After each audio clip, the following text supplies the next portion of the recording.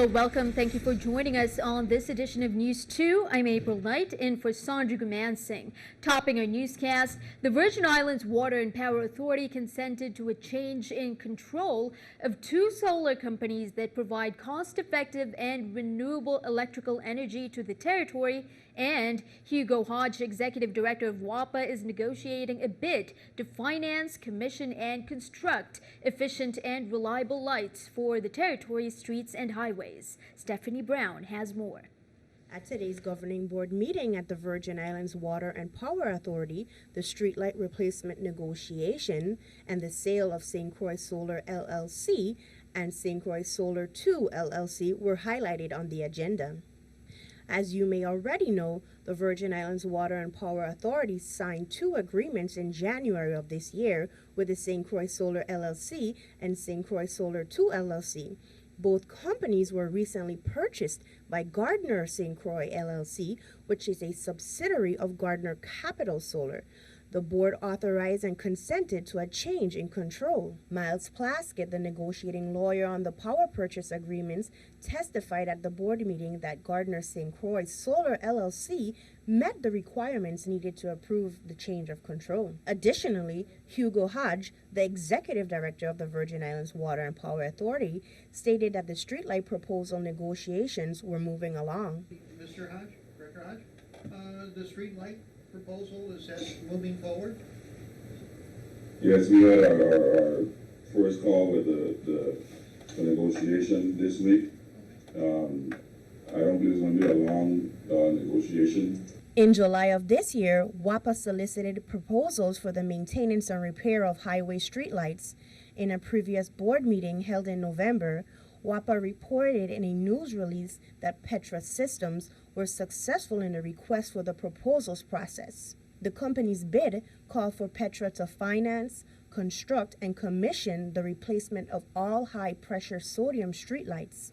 Thank you for that, Stephanie. The replacement of our street lights in the territory to more efficient LED lights by the Petra Systems proposal gives WAPA 10 years to repay the costs incurred and purchase the lights for themselves. Government retirees hoping to take out a loan via the Government Employees Retirement System's personal loan program may have to find another way to pay for various holiday expenses this season. Branson Dillon gives us an update on the progress that government officials have made in an effort to reinstate this vital loan program. Knowing that many of his constituents rely on the funds provided by the Government Employees Retirement System, Senator Kenneth Gittens introduced a bill on December 9th that would revamp the GERS personal loan program. VI Legislature Bill 31-0289 calls for a program that includes loans not to exceed $10,000 and no more than an aggregate amount of $1 million per year per district. Unfortunately, according to Senator Gittens, it seems as if it may be too late for this bill to help this holiday season. I have yet to receive an official final draft of the document from our legal counsel office. In the meantime, I've met with a majority of my colleagues who have discussed that the preferred avenue to move the bill forward would be to have the measure go through the committee process rather than bringing it straight to the Senate floor for a session. Retirees were hoping the program would be reinstated at the start of fiscal year 2015. However, the total amount of personal loans paid out to retirees since October 2015 amount to almost $188,000 versus $5.6 million at the same time last year. Despite the delays, Senator Gittens says he will not give up on the bill. It is my intent for all members, both active and retired members, who may qualify for these loan benefits, to be able to get at least a personal loan from the program. Now, under the discontinued system, a retiree could take out a loan for up to $55,000, a figure that some banks and credit unions may not be willing to hand out to affected individuals. However, until these funding issues are figured out and resolved, affected government and retirees will have to keep on waiting. Reporting for TV2, I'm Branson Dillon. Senators Jeanette Millen-Young and Kurt Valet also sponsored Bill number 31-0289. We'll keep you updated on its progress through the Senate.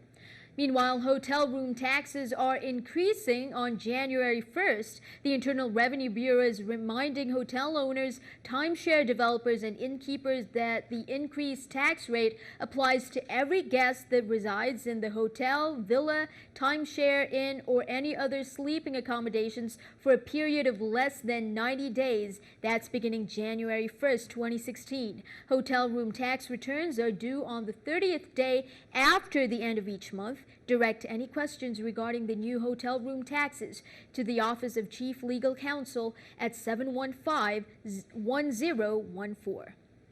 Meanwhile, the police department is stepping up its presence in the streets for the holiday season, and the Senate Chairman of Homeland Security, Justice, and Public Safety is noticing. Senator Novell Francis said the traffic stops and increased police presence helps reinforce the government's commitment to keeping residents safe through the peak of holiday and carnival festivities. The VIPD has also recently announced the launch of its Drive Sober or Get Pulled Over campaign to keep the VI's roadways safe through the holidays as well. In police reports, at roughly 5:42 a.m. on Sunday, December 20th, officers were dispatched to a residence in Estate Golden Rock to investigate the report of an assault that had just occurred.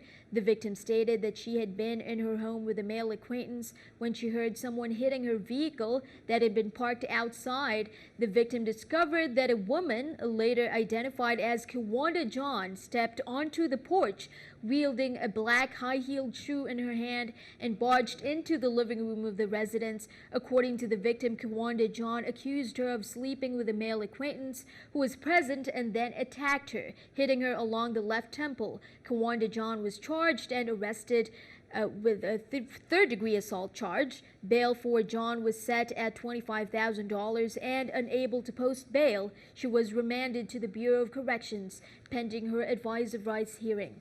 Also in police reports, Cleveland Rensford, 31, of Habitsgata, was arrested on a warrant issued by the Superior Court of the United States Virgin Islands.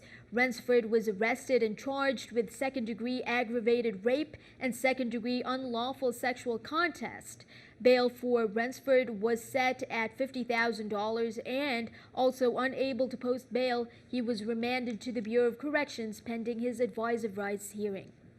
We'll hear some good news from the VIPD. Commissioner of the VI Police Department, Delroy Richards, is pleased to announce that Dennis Vanterpool III is the U.S. Virgin Islands recipient of the Association of Caribbean Commissioners of Police Motorola Solutions 2015 Scholarship.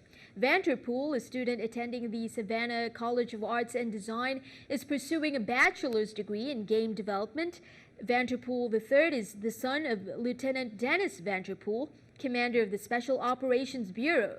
The ACCP Motorola Solutions Foundation Scholarship Program is focused on providing resources for students to continue their college or university studies. The program is making it possible for these students who would otherwise not have the necessary funds to pursue an education.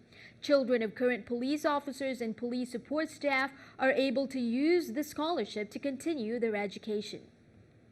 Well, are you the lucky winner? Come forward and claim your prize. The Virgin Islands Lottery is looking for the winner of the VI Lottery bonus prize of 4 days, 3 nights Super Bowl package from their December 16th extraordinary drawing. That ticket number is on your screen. That's 18113. The prize is time sensitive, and the winner is asked to claim it no later than January 7th. You'll need to bring in the original ticket and valid identification to claim your prize.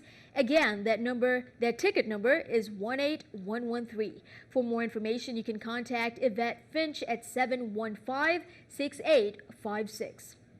Turning our attention overseas, a body camera strapped to the chest of a police officer. It's like a step above a dash cam. It records everything an officer does, sees, and hears from his or her perspective. And a lot of people would like to see every officer using that gear every day, especially with rising reports of excessive use of police force. In Missouri, one congressman is putting money on it. Amy Anderson reports. $22 million will go to buy body cameras across the country, something Congressman Emanuel Cleaver is passionate about after what happened in Ferguson. From that shooting and outcry around the country for body cameras surfaced, and it spread all over the country in terms of people saying we need body cameras for law enforcement officers. Jackson County Sheriff Mike Sharp says several of his deputies are already wearing them, and they're working out well. The use of body cameras by local law enforcement and law enforcement across the nation is a sign of transparency, that officers are wanting to work with the public, that law enforcement is part of the public. There are no officers in Kansas City wearing the cameras at this time, but the department says it is researching the topic right now. We asked if body cameras would have helped clear up conflicting information in any local cases, particularly in the case of Ryan Stokes, a man shot and killed by a Kansas City police officer after he ignored warnings to stop running near the Power and Light district. Major Eric Weinbrenner said he couldn't comment on cases outside of his area. I can only speak for the officers that I work with at Shoal Creek, and what they have told me is most want the cameras because it takes out the question of what they have done. They're able to show proof of how they've handled the call, and they like that insurance. There are a lot of questions that'll have to be answered before those cameras can be standard. Who will wear them? Where will the video be stored? Who will have access to the video? And maybe the biggest question, what video will be released? That was Amy Anderson reporting. The Jackson County, Missouri Sheriff says the state legislature will make the call on what video will be released, and law enforcement agencies will give them guidelines to consider. Well, keeping an eye on the economy, here's a look at our New York Stock Exchange with our Stock Market Watch. As you can see, everything up. The Dow 180, NASDAQ 44, S&P 25. Coming up on NEWS2, yet more events to add to your Christmas social calendar, plus a toy drive that's going to give cheer and joy this Christmas. We'll be right back.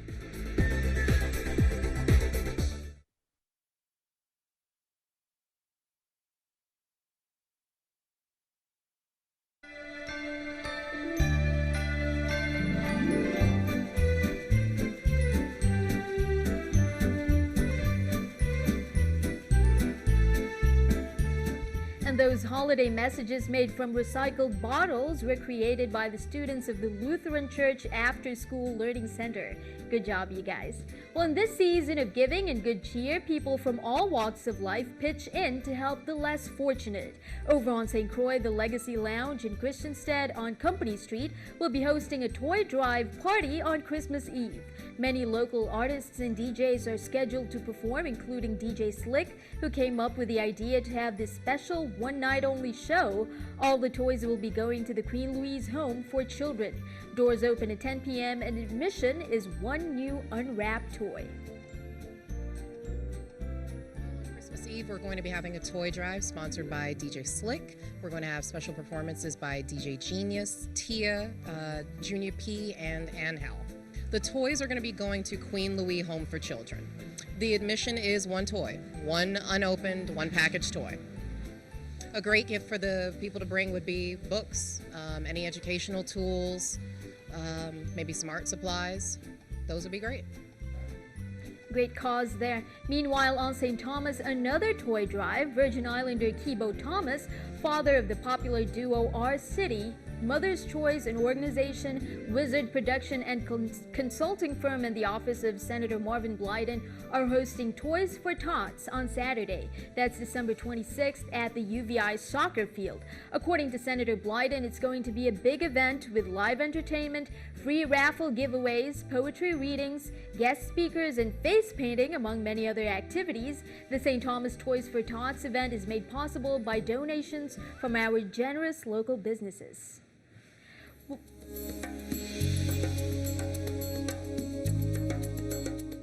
Well, in our 24/7 world, many of us have become obsessed with our high-tech devices, be it a smartphone, e-reader, computer, or other gadgets. But when we don't use them correctly, or we just plain overdo it, we may get some aches and pains like this young lady. Holly Furfer has more. Pat Newby has traveled to 87 countries and 7 continents, but a recent trip left her with a nagging neck pain. I thought the worst because the pain was that severe. The culprit? her e-reader. We're dubbing it smartphone finger. Some other problems are mouse tendinitis or sometimes just a tablet neck. And that's what Newbie had. She strained her neck and shoulder muscles from hours of looking down at an e-reader in her lap. The remedy? Getting her body back into proper alignment, starting with sitting up straight. You want the top of your screen to be roughly at or just below eye level. Okay? You want your shoulders relaxed, okay? Elbows close to your body, that's wonderful. And you're already protecting your lower body because you want your thighs parallel to the floor. You want your hips, knees, and ankles at 90-degree angles, and you want your feet flat on the floor. Taking frequent breaks can also help reduce injury. For today's Health Minute, I'm Holly Furfer. Now remember, Governor Kenneth Mapp made holiday leave for government workers official. That means government offices will also be closed. That's over Christmas and New Year, as well as through the peak of cruise and carnival events. Christmas Eve is a half day with government offices closing at 1 p.m. All government offices will be closed Christmas Day, and the St. Croix district offices will remain closed on December 30th. Another half day for New Year's Eve, and all government offices will be closed January 6th as well for Three Kings Day. VI public schools will be closed Thursday and will reopen in January. If you need to go to WAPA, they will be open on Christmas Eve, Thursday, but only from 8 p.m. to 1 in the afternoon. They will be closed Friday and will reopen on Monday, December 28th. Their St. Croix office will be closed December 30th, but the St. Thomas and St. John offices will be open on that day. The VI Superior Court will be closed by noon on Thursday and the whole day on Friday. The St. Croix Superior Court offices will be closed December 30th. On New Year's Eve, December 31st, the Superior Court will be closed by noon, as well as the following day, January 1st. The Supreme Court, meanwhile, will be closed December 31st and January 1st, as well as on the 6th of January, Three Kings Day. St. Croix offices will be closed on December 30th. Well, here's some Christmas events to take note of through the holidays. On Christmas Eve and Christmas Day, the Love Kids organization and the St. Croix Democratic Party will be making their annual presentations to the children's units at the Iwanlui Hospital. Earlier today, JFL also gave back to the community by making presentations to two families that they adopted at the Bethlehem House Shelter. On St. Thomas, the Department of Agriculture is hosting a Christmas luncheon on the 29th of December. That's at 12 noon. Their offices will be closed. That Christmas luncheon happened earlier today on St. Croix. And on December 27th, that Sunday, the Methodist Circuit Church Choir presents a festival of 9 lessons and carols. That's at Christ Church Methodist Church at Market Square on St. Thomas, and that starts at 5 p.m. Tickets are $10 for adults and $5 for kids. Well, here are some more Crucian Carnival events for you. On December 30th, the Crucian Carnival Juve will begin, as we said yesterday, from the Hannes Rest Corner in Frederiksted to the Carnival Village at 5:30 a.m. or when the VIPD says go. At noon that same day, the Food, Arts, and Crafts Fair will begin around the Eliza McBean Clock Tower in Frederiksted. Later that evening on December 30th, Reggae Night in the Frederiksted Carnival Village begins at 8 p.m. Local artists Tia, Cruz Rock, Batch, and Desiree will perform along with Ghost, Junior Reed, Queen Africa from Jamaica. And if you prefer Calypso over Reggae, the Calypso Monarch competition will be occurring at 8 p.m. on December 30th as well at the Island Center for the Performing Arts. And remember, the Frederiksted Carnival Village opens on December 26th. Stay tuned. We'll have more scheduled events for you. Well, it's not just the little ones who have a wish list for Santa this Christmas. We went around town and asked Virgin Islanders what their holiday wish is for the Virgin Islands. And here's what we got so far. There's all kinds of basic needs that people need here. People are lacking finance, and so they should have that from the government. I will say for the Virgin Islands, we need to live in unity, we need to come together as one, and we need to respect each other here in the Virgin Islands in order to have at least live as family, have a happy family, and live together. Hey, my name is Jannard Francis, and my holiday wish for the Virgin Islands would be peace, love, and happiness, inwardly and outwardly. Wonderful wishes. Just a reminder to our viewers, there will be no newscast on Christmas Day. That's December 25th. But get ready for a Christmas treat. We have Dion Parson and 21st Century Band live at Jazz at Lincoln Center's Dizzy's Club Coca-Cola. The band is comprised of Virgin Islanders who are considered some of the world's best jazz musicians. The show won a Telly Award this year for Best Music Concert and was produced and directed by our very own NEWS2 alumni and former news director Natafa Romaine. That's at 7 p.m. right here on CBS TV2 and will take the place of news that evening. Again, no newscast on Friday, December 25th. We'll be back Monday, December 28th. And here's a little taste of what you'll be hearing Christmas night from Dion Parson and his band.